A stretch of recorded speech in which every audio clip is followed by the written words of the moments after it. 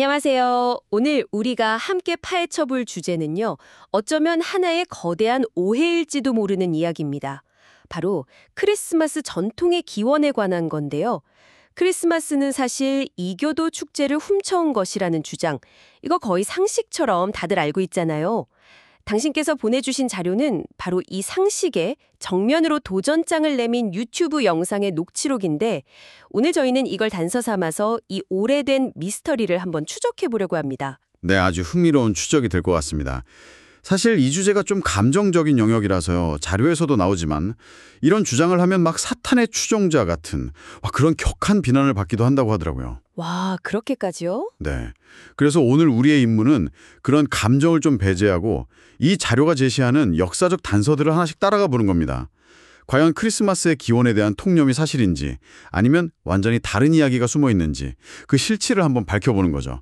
당신께서 가졌던 의문들을 오늘 속 시원하게 틀어드릴게요. 좋습니다. 그럼 본격적으로 수사를 시작해보죠. 가장 핵심적인 용의선상에 오른 것부터 다뤄봐야겠죠. 바로 크리스마스 날짜 12월 25일입니다. 고대 로마의 무적의 태양신, 그 솔 인빅투스 축일이 바로 이날이라서 기독교가 이걸 대체하려고 날짜를 정했다. 이게 거의 정설이잖아요. 그렇죠. 가장 유력한 용의자죠. 그런데요. 이 자료에서 제시하는 첫 번째 증거를 보면 이 용의자의 알리바이가 좀 이상해요. 알리바이가요? 네. 솔 인빅투스 축제가 12월 25일에 열렸다는 명확한 기록은 4세기 중반에 처음 등장하거든요. 아, 4세기요? 생각보다 훨씬 뒤네요. 네, 맞아요. 그 이전 기록들을 보면 축일이 막 8월, 10월, 12월 초 이런 식으로 계속 바뀌어서 일관성이 없었어요. 아, 그러니까 12월 25일은 솔 인빅투스 축일이다라는 명제 자체가 기독교가 그 날짜를 채택한 한참 뒤에나 성립된 거라는 말씀이시군요. 바로 그 지점입니다. 와, 그럼 인과관계가 완전히 뒤바뀐 거네요? 네, 이 자료에서 정말 결정적인 반박이 나오는데 기독교인들은 그보다 훨씬 이른 2세기 말에서 3세기 초에 이미 12월 25일을 예수의 탄생일로 여기고 계산하고 있었다는 기록이 있다는 거예요. 네, 더 먼저요? 네, 섹스투스 율리우스 아프리카누스 같은 초기 교부들의 글에서 그 흔적을 찾을 수 있죠. 잠깐만요. 그럼 우리가 아는 상식이랑은 완전히 반대라는 거네요. 기독교가 이교도 축제를 흡수한 게 아니라 오히려 로마 황제가 당시 점점 커지는 기독교의 인기를 견제하려고 일종의 짝퉁 크리스마스를 만들었을 수도 있다는 말씀이시죠? 네, 맞습니다. 역사학자 토마스 탈리 같은 학자들이 바로 그런 가능성을 제기합니다. 와, 이건 정말 판에 뒤집는 이야기인데요. 당시 기독교의 성장이 정말 엄청났거든요. 2세기 초 소플리니우스 같은 로마 총독이 황제에게 보낸 편지를 보면요.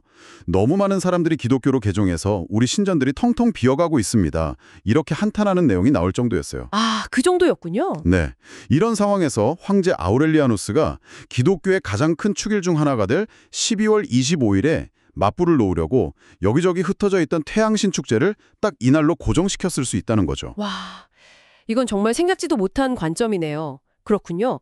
그럼 솔 인빅투스는 시간 순서가 안 맞는다는 건데 또 다른 유력한 용의자인 사투르날리아는 어떤가요? 농업의 신을 기리는 축제인데 이건 12월 중순에 열렸으니까 시기적으로는 더 가까워 보이는데요? 아, 좋은 지적이에요. 사투르날리아도 단골 용의자죠. 하지만 이것도 결정적인 한 방이 좀 부족합니다. 5세기 역사가 마크로비우스의 기록을 보면 사투르날리아는 1월 1일로부터 14일 전에 시작됐다고 해요. 14일 전이요? 네, 당시 로마력으로 계산하면 정확히 12월 17일이죠. 아, 17일. 네, 물론 며칠간 이어지는 축제였지만 축제의 중심이 12월 25일은 아니었다는 겁니다. 이 외에 타무즈, 호루스, 미트라 같은 다른 신들의 탄생일이 동지 무렵이라는 주장들도 나오지만 이 자료는 그런 이야기들이 대부분 기독교가 12월 25일을 기념하기 시작한 훨씬 이후에 등장한 주장들이라고 딱 선을 긋습니다. 알겠습니다. 그럼 유력 용의자들이 전부 알리바이가 증명된 셈이네요. 그럼 대체 12월 25일은 어디서 나온 날짜일까요? 이교도 축제랑 관련이 없다면 그냥 누가 자, 이날로 합시다 하고 임의로 정한 걸까요? 그게 또 그렇지가 않아요. 이 자료를 보면 초기 기독교인들만의 아주 독특한 신학적 계산법이 있었다고 합니다. 계산법이요? 네, 당시 유대 전토의 영향을 받아서 위대한 예언자나 아주 거룩한 인물은 자신이 잉태된 바로 그 날짜에 죽는다는 믿음이 꽤 널리 퍼져 있었다고 해요. 일종의 완벽한 생애 주기를 가졌다는 그런 상징적인 의미였죠. 잉태된 날에 죽는다라. 와, 굉장히 시적인 발상이네요. 그렇죠. 그래서 초기 교인들은 복음서를 토대로 예수의 십자가 처형일을 계산했는데 그게 3월 25일경이라고 봤어요. 네. 그리고 바로 그날이 그가 잉태된 날이라고 믿은 거죠. 아하. 자, 여기서부터는 간단한 산수입니다. 3월 25일에서 정확히 9개월을 더하면 며칠이 될까요? 12월 25일이네요. 와, 정말 기발한데요. 이 계산법이 맞고 틀리고를 떠나서 중요한 건 이 날짜가 이교도 축제를 뺏어오거나 대체하려는 의도가 전혀 없다는 거군요. 기독교 내부의 신학적인 논리랑 상징체계 안에서 자생적으로 만들어졌다는 주장이네요. 바로 그겁니다. 첫 번째 미스테리는 이렇게 풀리네요. 날짜의 기원부터가 이렇게 통념을 완전히 뒤집는 이야기일 줄은 몰랐습니다. 그렇다면 크리스마스 하면 바로 떠오르는 가장 강력한 이미지, 바로 크리스마스 트리도 혹시 우리가 아는 것과 전혀 다른 이야기가 숨어 있는 건 아닐까요?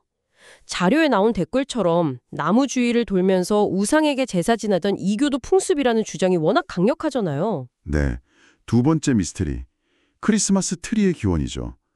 이 역시 자료는 우리가 알던 것과는 전혀 다른 몇 가지 유력한 기원을 제시해요. 첫 번째는 8세기로 거슬러 올라가는 성 보니파시오의 이야기입니다. 성 보니파시오요? 네, 당시 게르만족이 신성하게 여기던 토르신의 떡갈나무가 있었는데 보니파시오가 사람들의 믿음을 깨기 위해서 그 나무를 도끼로 베어버렸어요. 와, 모두가 그가 벼락을 맞아 죽을 거라고 생각했는데 아무 일도 일어나지 않았죠. 그때 보니파시오가 그 쓰러진 떡갈나무 옆에 있던 작은 전나무를 가리키면서 이 나무의 삼가통 모양은 성부, 성자, 성령을 상징하고 늘 푸른 잎은 영원한 생명을 상징하니 이제 이 나무를 아기 예수께 바치자고 선언했다는 일화입니다. 와, 굉장히 극적인데요. 이교도의 상징을 퍼개하고 그 자리에서 바로 새로운 기독교적 상징을 만들어내는 장면이잖아요. 그렇죠. 이교도 풍습을 흡수한 게 아니라 정면으로 대체해버린 거죠. 그렇네요. 또 다른 유력한 설은요. 1500년대 독일에서 시작된 낙원나무, 영어로는 패러다이스 트리라는 연극 소품에서 유래했다는 거예요. 낙원 나무요, 연극 소품이요. 네, 당시 교회에서는 크리스마스 이브, 즉 12월 24일에 아담과 이브의 이야기를 연극으로 공연하는 전통이 있었대요. 무대에 에덴 동산의 생명나무를 상징하는 상록수를 세우고 금단의 열매를 뜻하는 사과를 주렁주렁 매달았다고 합니다. 아, 연극이 끝나고 남은 낙원나무를 다음 날인 크리스마스를 위해 촛불 같은 장식을 더해서 다시 꾸미기 시작한 게 크리스마스 트리의 직접적인 기원이라는 설입니다.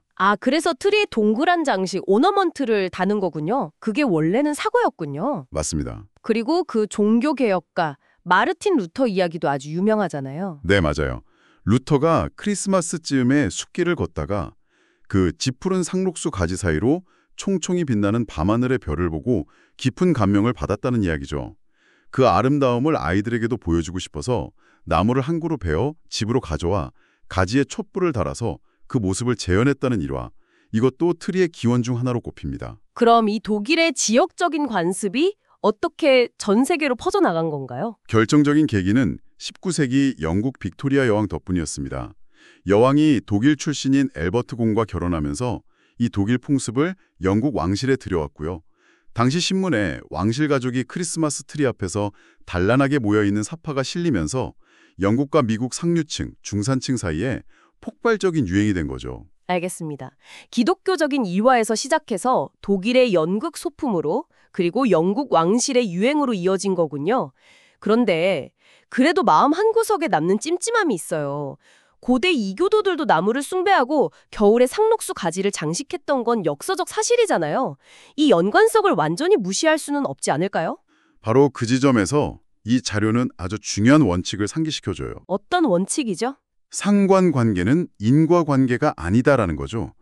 고대 켈트족이라 로마인들이 의식에 나무를 사용한 건 맞지만 그 어떤 풍습도 오늘날 우리가 아는 크리스마스 트리, 즉 전나무나 소나무를 집안에 들여와서 장식하는 관습과 직접적으로 연결되는 역사적 고리가 없다는 겁니다. 직접적인 연결고리가 없다. 네. 그리고 더 중요한 건 크리스마스 트리가 대중화되기 시작한 18, 19세기에는 유럽의 그런 이교 관습이 이미 거의 다 사라지고 난 뒤였다는 점이에요. 시기적으로도 형태적으로도 직접적인 연결고리가 없다는 거군요. 네, 자료는 이런 논리라면 이교도들도 종교 건물을 짓고 노래를 부르고 기도를 하고 가난한 사람을 도왔는데 그럼 기독교에서 교회, 찬송가, 기도, 자선행위를 전부 없애야 하는 것 아니냐고 반문해요. 피상적인 유사성만으로 기원을 단정짓는 건 위험하다는 거죠. 그렇군요. 명확한 증거 없이 비슷해 보인다고 연결하는 건 논리적 비약이라는 지적이네요. 자, 그럼 세 번째 미스터리로 넘어가 보죠. 역사적 기원이 이교적이지 않다고 해도 성경 자체가 나무 장식을 금지하고 있다는 주장이 있잖아요. 예레미야 10장이 대표적인 근거로 제시되죠. 맞습니다. 예레미야 10전 3절과 4절을 보면 숲에서 나무를 베어내고 기술공이 도구로 다듬어 은과 금으로 장식하고 못과 망치로 고정시킨다는 구절이 나와요.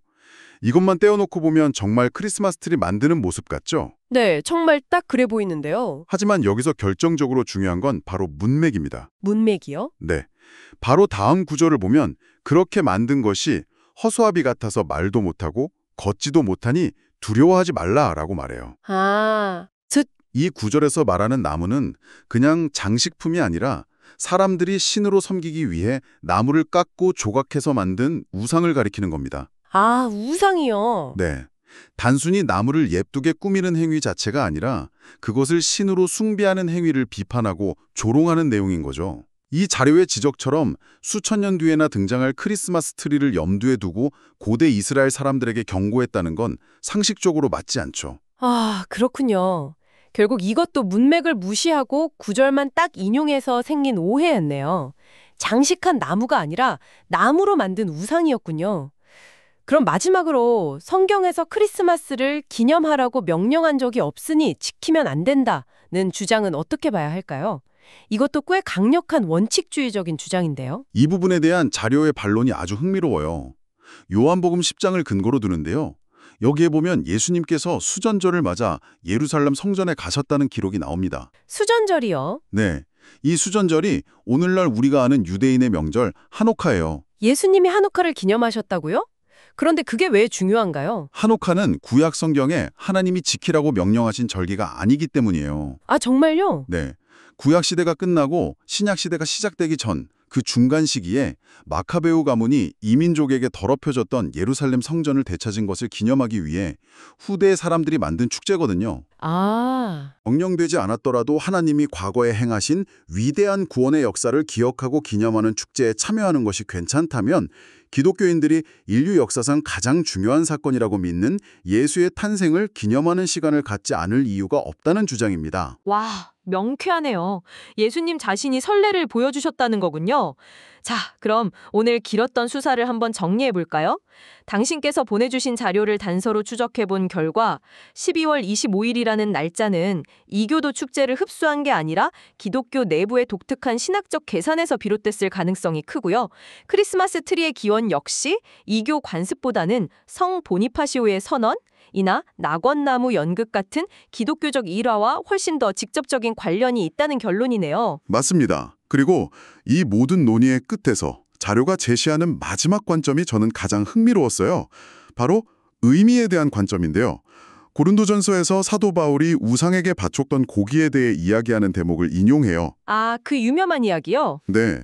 세상에 우상이란 건 실체가 없는 허상이니 누군가 고기를 우상에게 바쳤다고 해서 그 고기 자체가 부정해지는 건 아니라는 논리죠. 다만 그것을 보고 믿음이 약간 다른 사람이 시험에 들게 할 수 있으니 조심하라는 거고요. 아, 그 고기 자체에는 죄가 없다는 말이군요. 그렇죠. 이걸 크리스마스 전통에 그대로 적용해 볼 수 있어요. 설령 아주 먼 과거에 어떤 이교도가 상록수나 특정 날짜에 자신들만의 의미를 부여했다 하더라도 그 행위가 그 사물이나 날짜의 본질을 영원히 규정하는 건 아니라는 시각입니다. 지금 21세기에 우리가 어떤 의미를 부여하고 기념하느냐가 더 중요하다는 거죠.